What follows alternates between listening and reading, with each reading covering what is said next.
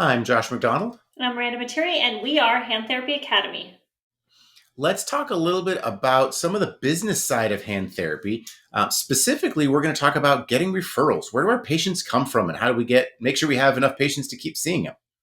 Yeah, I would say, Josh and I have been in private practice for, I don't know, is it like 6 years now? Yeah, something like that. Something like that. Yeah. And, initially I think we were both so anxious and hungry to get our businesses going that, we went out a lot. And I thought like, I kind of like envisioned myself like later on not needing to do those things, but that is not the case, right? I feel like it is still a daily grind and you still have to be going out there. Yeah, yeah. And there's, of all the things I think that, like, oh, maybe I'll step out of patient care a little bit, or also, I don't think I'll ever stop marketing as long as I'm in charge of the business. Yeah, I feel like it's almost impossible to, I feel like it's hard to have a successful business without having that component of it. Yeah, yeah. I have a list of all these places I go. I use an app to manage them and track them and dates, and I have a spreadsheet of where I'm going.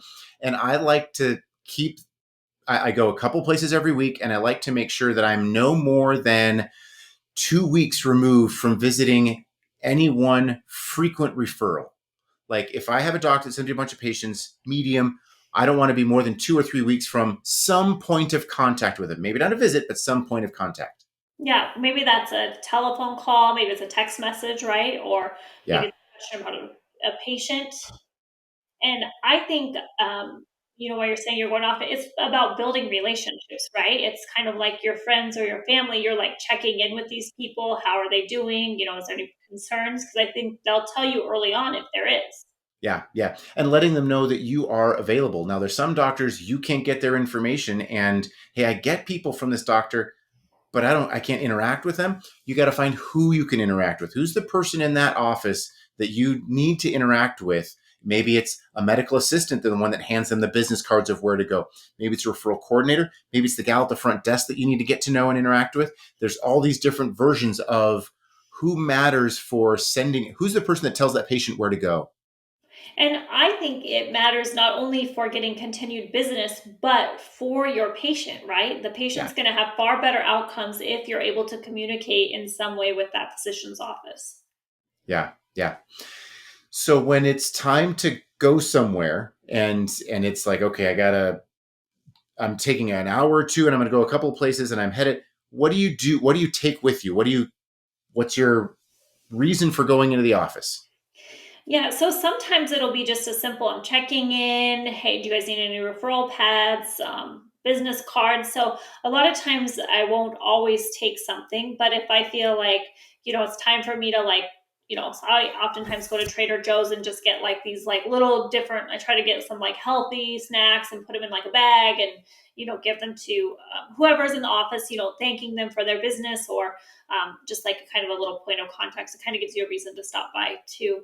um, but I've done all sorts of different things. How about you? What's kind of your go-to thing? Same kind of thing. I want to have some reason for going in. So a lot of times if I hear the front desk gal say, oh, I need a script for this patient, I'll say, I'll walk it over to the office. I'll go out of my way to make that visit because that's a reason for me to walk in there and say, hey, I need a prescription. They see my face, they see our business name, all that information. Excuse me. And so hopefully that's some carryover. I have totally gotten away from doing lunches at offices. I feel like that was just a loss of time and money to buy lunch for 30 people who have no clue who I am and get 2 minutes max of FaceTime with whoever the referral coordinator might be. And it just didn't seem like it was a fruitful thing. So it's usually those quick, any one marketing trip is usually about 3 minutes of maybe 2 minutes of facial interaction with somebody and maybe waiting in the waiting room, but very short interactions. Yeah, and then I think like when I tell my staff or anyone goes out, I was like, try to like remember a few things about the person you spoke with, right? Did they mention to you something they did over the weekend or something about their kids? Because then you can follow up with those things the next time. And I feel like that's part of building relationships. So I like my staff to have some of those, I don't know if you call them soft skills or just some Yeah. personal communication skills that you can use to help build those relationships. Yeah. Very good. Very good. So when you go market, you talked about your staff. Do you have your staff market often? Like, how do you use them for a marketing approach? Yeah, so and this I know is somewhat of a debated topic. Do you have your therapist go out marketing? Some people have direct marketing people for their office, but I think you and I have both learned the best marketing is when our therapists do it, right? Because they're the people that the physician wants to see, or and that's where the patient's going.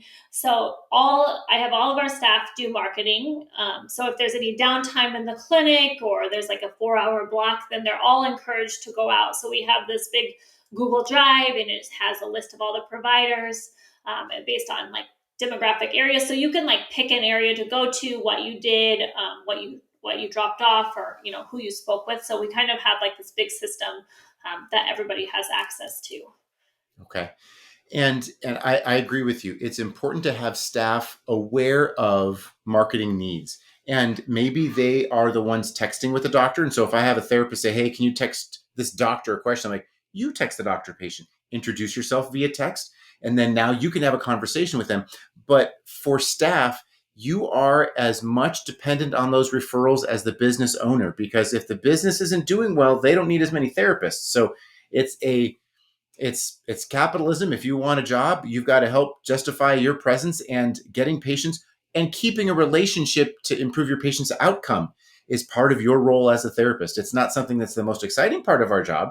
It's part of my least favorite part of owning a business, but it is a necessary part to keep everybody gainfully employed. Yeah, and I'll have some therapists that like love it, right? They like getting out of the office. They like, they're really extroverted. They like going, and I have some that hate it. And if you have those people on your team too, the introverted person might say, "Well, hey, I'll stay, keep and see your patient if you want to go and go out on that trip." So I feel like they kind of like help each other out with whoever has that skill set. And Yeah. I think it is harder for the introverted people to go out there, but I also think it's a skill that I'm trying to help them learn and grow into. I use the analogy that marketing is a lot like blind dating. You're going to get a million rejections, and you're just going to walk away. Early on, you're going to go into all these offices and they're going to say, thanks for the information. And you watch them drop it in the trash. Or, yeah, they're busy. And can I give, yeah, here, I'll give them the information. And it doesn't go anywhere. And it just can feel you can feel very dejected when you're done with it and feel like, yeah, that wasn't successful. But I've had some of those that felt like a dud, and then I get referrals from them later. And I've had some where the doctor told me, oh, that's fantastic, I'm going to send a bunch of people to you, and you get nothing from them. So it is not a one-to-one relationship between the warm fuzzies when you're there and success from a marketing.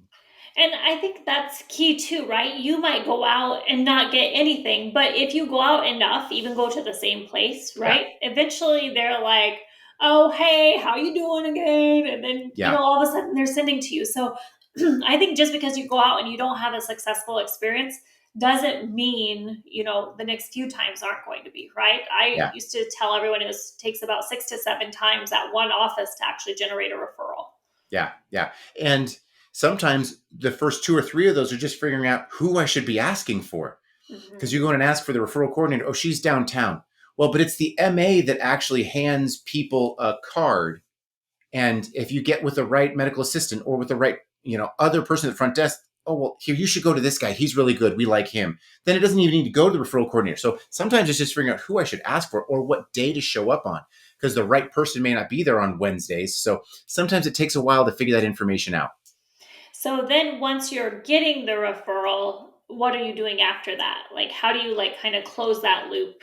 Yeah. If I just had one where I went somewhere and met a new referral coordinator that I didn't know was there. And when we got a referral, I asked my front desk, tell me exactly when you get a referral from this person. And I send her an email back. Thanks for that. We got them scheduled right away. They're doing great on their eval, and let them know like follow ups with them so they know like this patient's getting good care.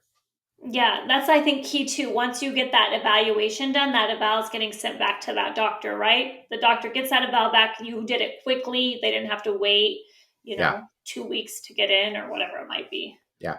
I want them surprised by the quickness and thoroughness of our care. And that is as much marketing as taking donuts in the morning. That's that relationship where there aren't a lot of clinics out there that are providing good care, quality, quickly, happy patients. There's a lot of clinics out there where patients leave and they've got, 3 stars, 4-star reviews.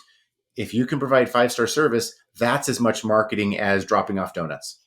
Yeah, and when I first started, I talked to like this marketing guy, and he was like, you don't really need me. You just need to be the best at your job, Yeah. right? So Yeah. be good at your job, do it well, document well, follow up well, do Yeah. all aspects of your job well. Yeah. It's a matter of getting people to realize you're doing it well. And so maybe a kickstart here and there, but yeah, getting out there and letting people know. Yep. Yeah. So marketing is not necessarily our most favorite part of it, but it is a real part of it. So if you are in the marketing world, or if you're thinking about owning a business, hopefully this was helpful. All right. If you have questions, you can email us info@handtherapyacademy.com or check us out on Instagram @handtherapyacademy.